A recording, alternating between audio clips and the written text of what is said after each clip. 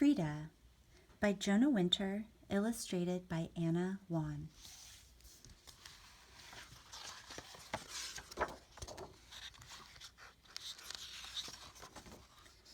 Frida enters the world. For little Frida, the world is Mexico. Her house is a blue house. It is in the town of Coyoacan.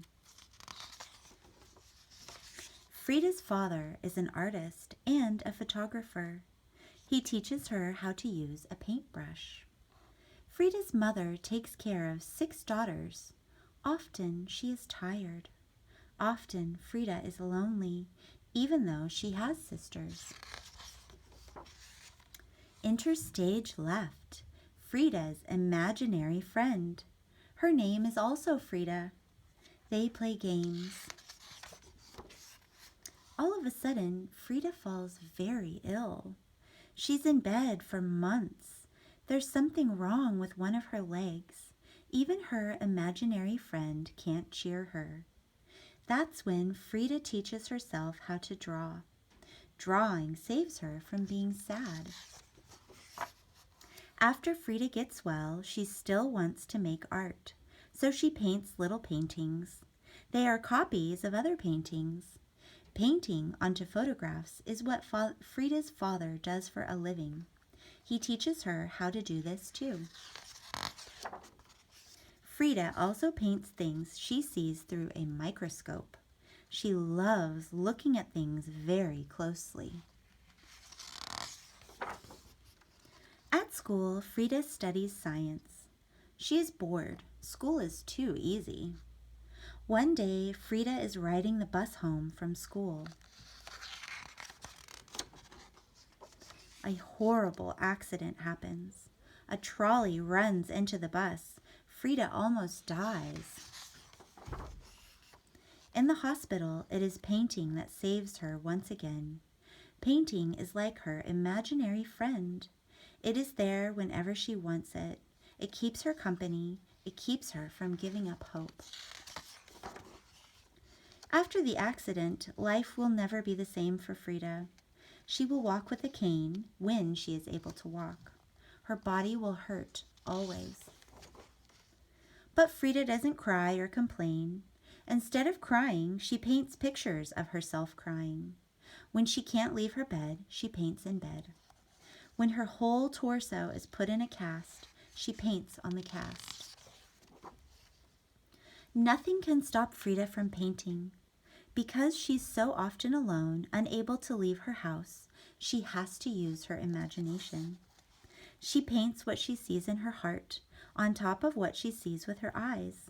It's almost like painting on photographs.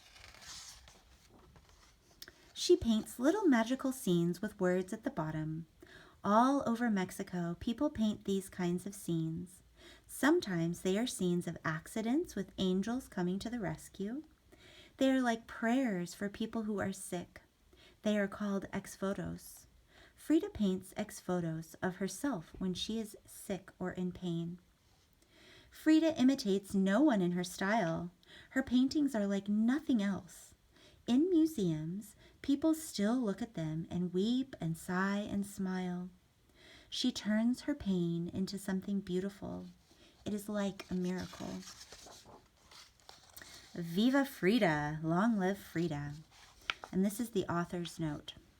Frida Kahlo was born on July 6, 1907 in Coyoacan, Mexico, to Guillermo Kahlo and Matilde Calderon de Kahlo.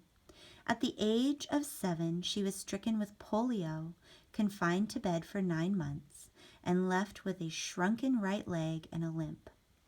At the age of 18, she was in a horrible bus accident that is too nightmarish to describe here.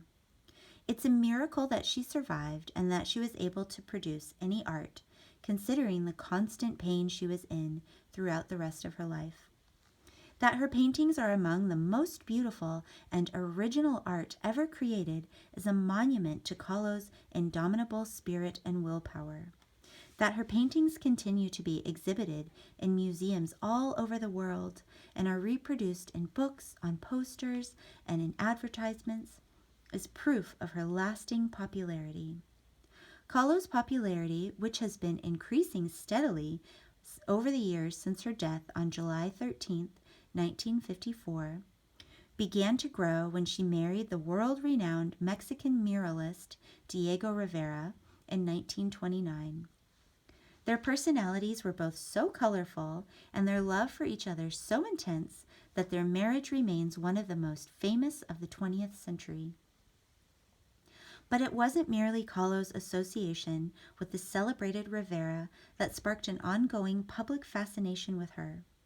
Her painful story is so inspirational that she has become a role model for artists in general who often must work under difficult conditions. She has specifically been an inspiration to women artists who have found in Kahlo's strength, courage, and pizzazz an example of how to thrive as a woman in an art world dominated by men. And, last part.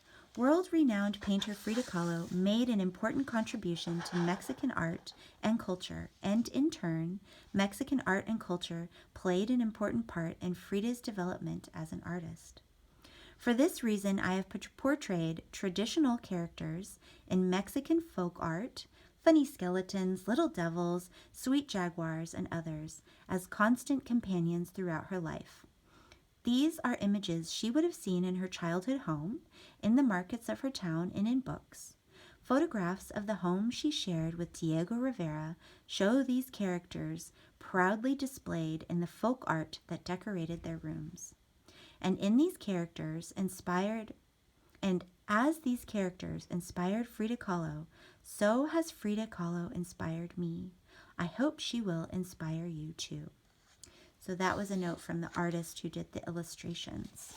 Her name is Anna Juan. Okay, hope you enjoyed that.